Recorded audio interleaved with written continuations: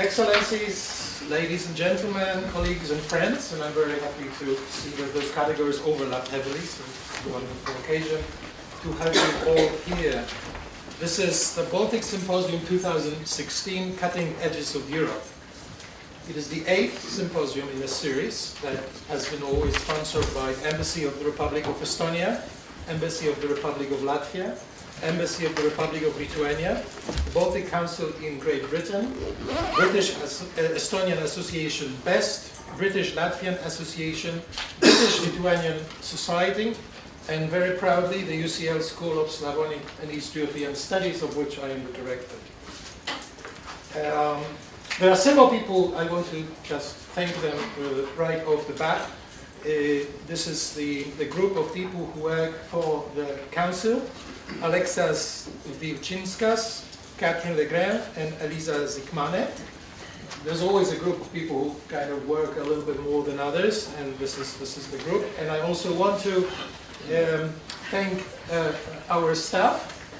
Christine Fernandez, many of you know her, know Christine. Christine retired in the meantime, but she was very ably replaced by Sarah Jane Gregory. Sarah was running around, and she was really running the show.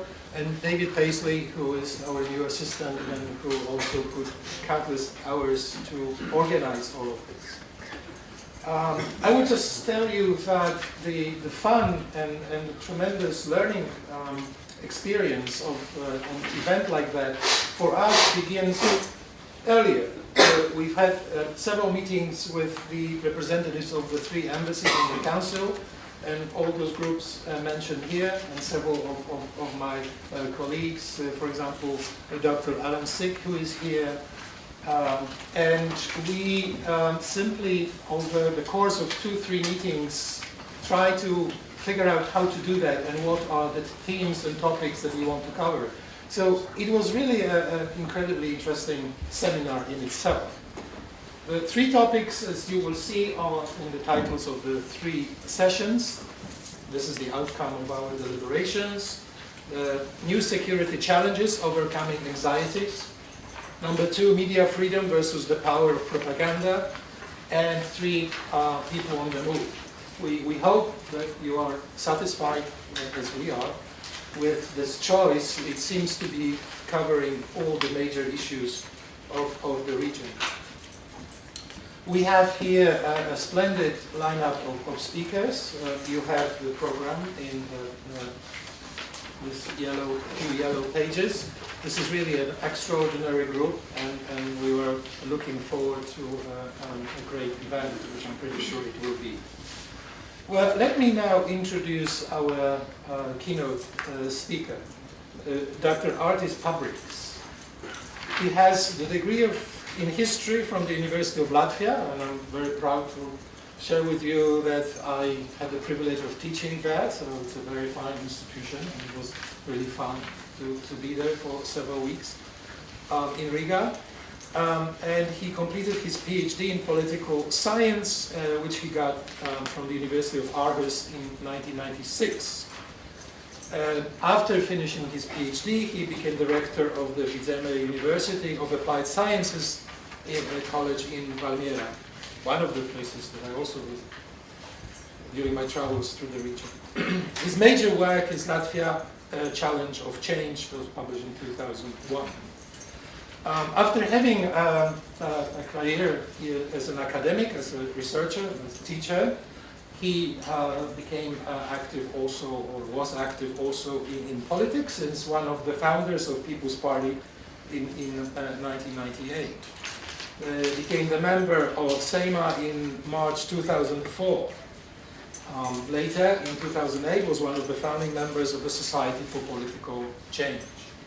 In addition to participating in the creation of political organization, he also performed very important functions.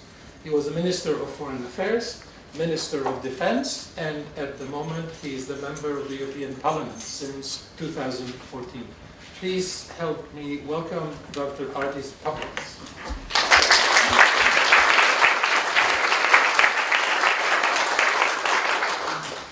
Thank you very much. It's always nice to hear great words about yourself, especially if you're a politician. So either you read in Google or you hear from professors. Always works positively. But really thank you first of all to university and your school for organizing such events here in London. Not only because it's nice to visit London before or after Brexit, but also because for such countries like Baltic states, I think it's always nice that there is somebody else who is also interested in our history, in our politics, in our view on what is happening in the world, because frequently we are hearing those voices which are stronger, larger or louder, but it's not necessarily that small nations have smaller brain. So I think it's important that we are also being capable to see something else as just the size. I was, before coming to London yesterday evening by Eurostar train, which was my first actually ride with a train and not by plane, and actually I was probably getting old. I missed the tunnel, but I appeared just immediately in London, did not notice that.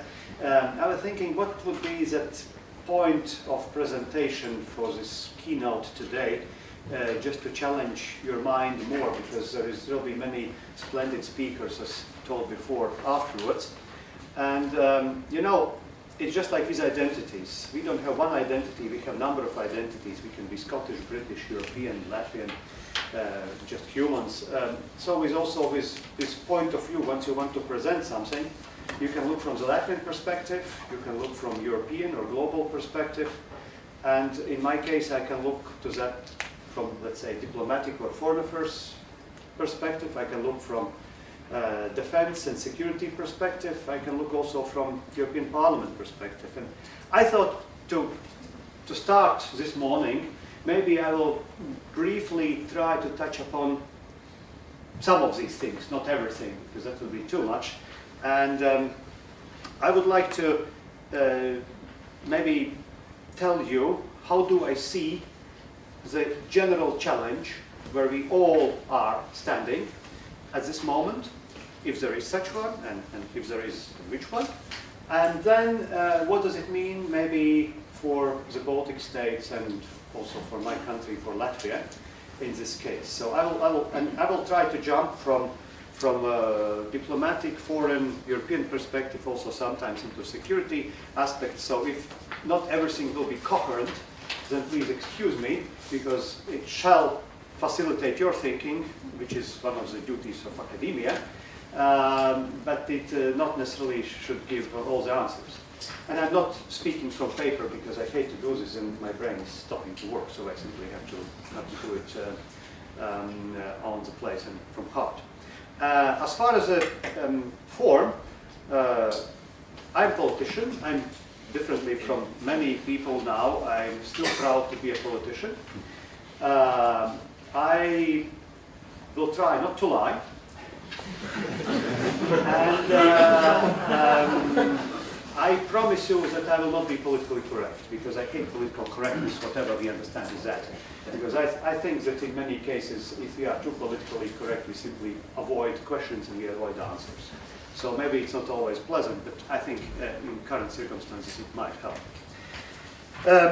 Now about, let's say, initial hypothesis or placement, where are we? I don't know, you probably heard about Paul and others who were telling what you should do with politicians who have visions. But I, a few days ago, woke up and I also got a vision. How the world will look in some decades. And one of these items of this vision was that I think we are going somewhere which could be called digital world of feudalism. And with this is one of hypotheses what I would like to present.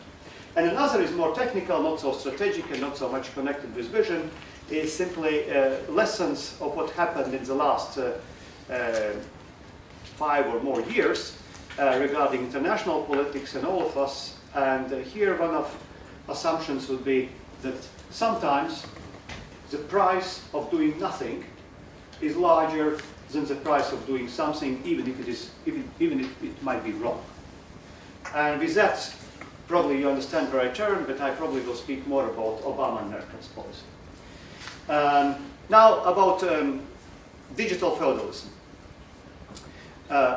If we are looking to current challenges to the world, what comes first into our mind? Okay, one thing would be, of course, environment, which is a permanent issue. We can discuss about that. But then if we divide the things between, let's say, three subjects, one would be politics, other would be economics, and the third would be media and culture. Then if we are starting with media thing, we are all enjoying now Facebooks, Twitters, who knows what kind of other social media. But if we are asking media experts, and I'm not one of them, then we know such facts as, for instance, if 40 years ago we needed to deliver a message to nation, to country, to people, it was enough with one, maybe maximum 2 TV stations or radio stations. If you watch the movie, which is a splendid movie, in my view, King's Speech, then you can see this splendid talk on BBC radio, and the nation knows what is happening, the nation knows what is expected, and media played a huge role here, because if you go back to such academicians like Benedict Anderson and others about the birth of nations, then we know that one of the theories is that we can be homogenized because either people in London or in Glasgow in the morning woke up and they got the same newspaper with the same, more or less the same text, and they could read the same idea. So idea united them. Today, if you want the same message, we have to search maybe 10 or 20 places, or we have to use 10 or 20 places to deliver this message to the same amount, the same number of people. Moreover, we are like, I will not, for those who still remember Soviet times or experience, I will not tell about the politically incorrect ethnic jokes, but now we are not anymore readers, we are all writers. We don't want to read. And I'm sometimes listening one of my favorite stations, BBC, and there is an interview with some Egyptian about what is happening in Egypt. He goes, oh, I have this point of view, you know, and if I don't like that point of view, I'm just looking in the net, you know, for the point of view which I like, because why should I read something that I don't like? So I'm choosing the truth. I'm choosing the way how to find the truth. So to be shorter, because time will run out soon, it's just the first topic, to be shorter, media fragmentates that society and that fabric of society which was created in 15th, 16th, 17th, 18th century. So maybe it's good for many purposes, but I'm not certain it's very good to keep a homogenized society to work. A nation without homogenization is under a certain, let's say, challenge. So we have a challenge for that. I will not say threat, but a challenge.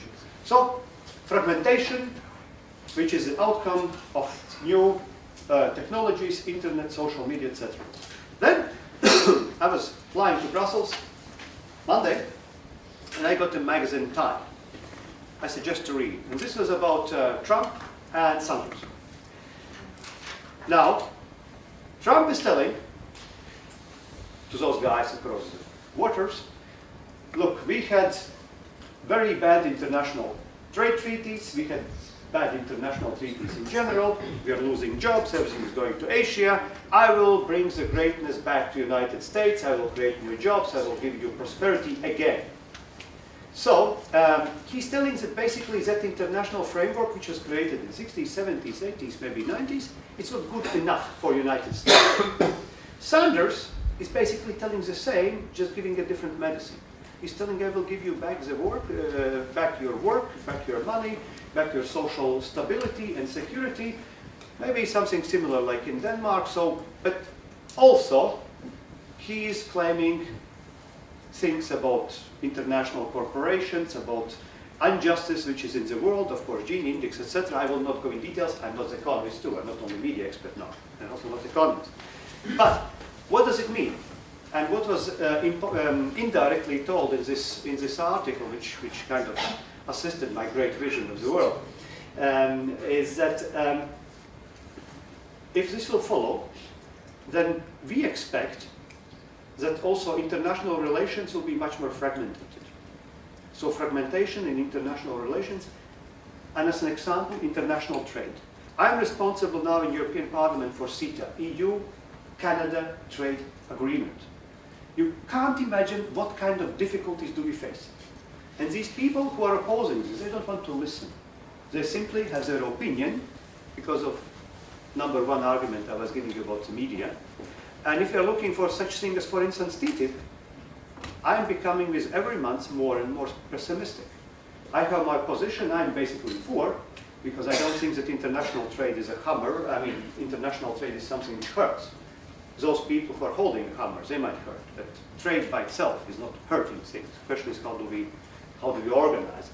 So I think that we are entering also in international relations and international business and trade, also fragmentation. And then we come to the political scene. And I think we have examples enough. 23rd of June, Brexit. Referendum in Scotland, Catalonian independence. Populism rising in all nations in European Union. And sometimes when I read the Western, so-called Western media, as in Germany or somewhere else, so-called Eastern Europeans, they are blamed that, you know, they are more, let's say, unwelcoming refugees, or they are more authoritarian orientated. But look to European Parliament. 25% of European parliamentarians are against European Union. What are they doing there? Okay, after 23rd of June, if you will vote against, then probably we would have a big fight about the extra seats in European Parliament or something like this. But without jokes, this fragmentation together with populism is, or this challenge together with populism is creating a very good, let's say, basis for fragmented political issue. Who wants federal European Union now? 20 years ago, when we just regained our independence from the Soviets, I was anti-federalist in in Europe, because I thought, well, I want first to strengthen my nation, my country, etc. Now, I am more and more inclined, because of our national interests, for some federal solutions. But once I'm going to so-called Western or Central Europe, I meet nobody anymore who is for federalism. There's nobody who wants to strengthen European Union. Everybody wants to go back to somewhere where they are coming from. And I think we are entering now as a society in Europe. I don't want to speak about everybody, something like a middle-age crisis. Some of you maybe know what does it mean. But on those who don't, good luck. And in other ways, that also means that we feel not secure. And once we do not have a security with those new challenges, we are trying to turn back to the old medicine. And again, about middle-age crisis, you know what does it mean. Once you don't like your spouse anymore, you look for your youth. You find something younger, newer, okay, it works, you know. So, nation states, borders. So I'm now also responsible in European Union for the creation of new border agency, which is, in my understanding, a great initiative. Differently from distribution of migrants and refugees, this is the one which can unite countries. And then I'm meeting people from Le Pen parties, Italy. Schengen, common border agency, why do we need this? French border, that's a sacral thing. The rest doesn't matter for us. So we are going back to the old values.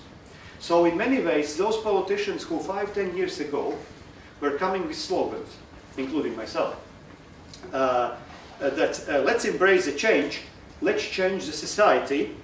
One of the known slogans from across the ocean again is, yes, we can. Actually, we can't. And tomorrow you would have a visit of Obama. He could not. He could not neither to change something. The worst thing is he could not embrace those changes and understand them. And this is my biggest, let's say, complaint about the current politicians from those big nations which matter. Because it would be very difficult to expect that some Estonian, Lithuanian, or Latvian would lead, you know, this change or responses to changes. But we did not answer to them. And if we are going now to the general idea, to some particular items, Syria, Ukraine, Libya, other things. My karate teacher in Okinawa, he tells, always once you do something, think what's next. When it was Libya, did we think what next? When Obama was withdrawing troops from Iraq, even if it was a wrong war or it was a wrong argument, did we think how the next will be? About Syria, inactivity created bigger problems than activity. And if I'm looking also to initiatives of my party colleague, Madame Merkel in Germany regarding refugee crisis, I think I have to agree in some sense to a person whom not everybody likes, especially in England. But some days ago there was an article by Soros regarding Merkel's policy on refugee crisis. And I think it was delayed policy, it was a passive policy, it was autonomous policy without regarding interests of other nations, and it cannot be a very successful policy. Because if you're looking to Syrian crisis and relationship with Turkey, when I was a foreign minister in 2004, 2007, which countries were the countries which told we don't need Turkish membership? It was Germany. I'm not politically correct. It was France.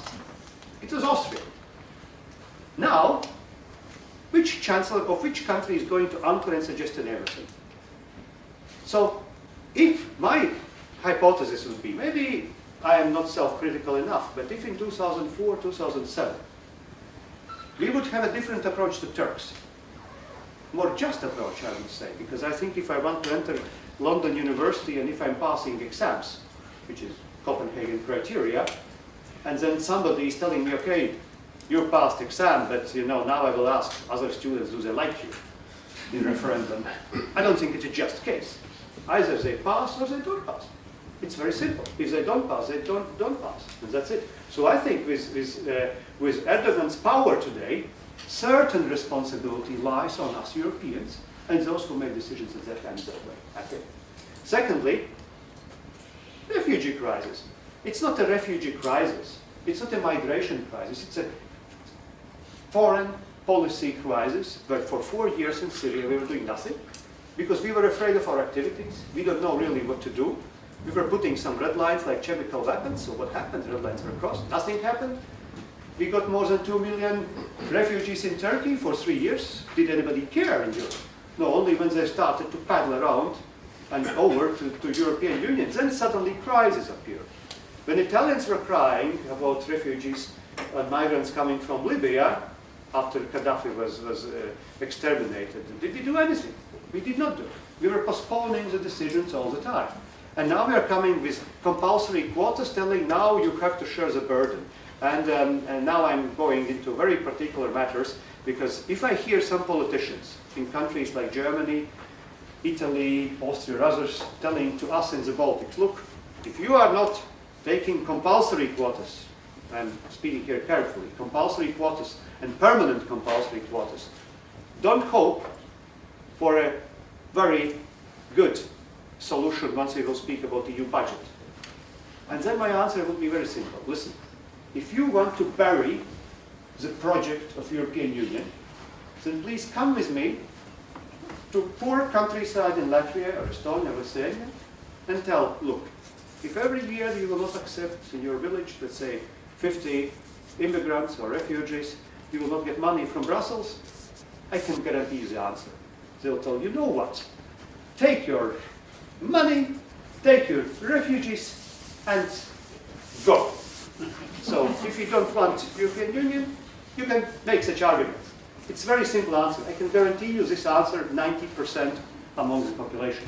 So I don't think we should joke with such pressure. I'm not against solidarity. But in my understanding, solidarity is something inner, which comes from conviction, and which comes from the wise policy.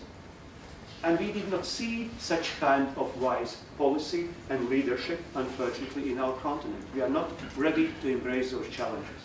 And it's the same with Russia.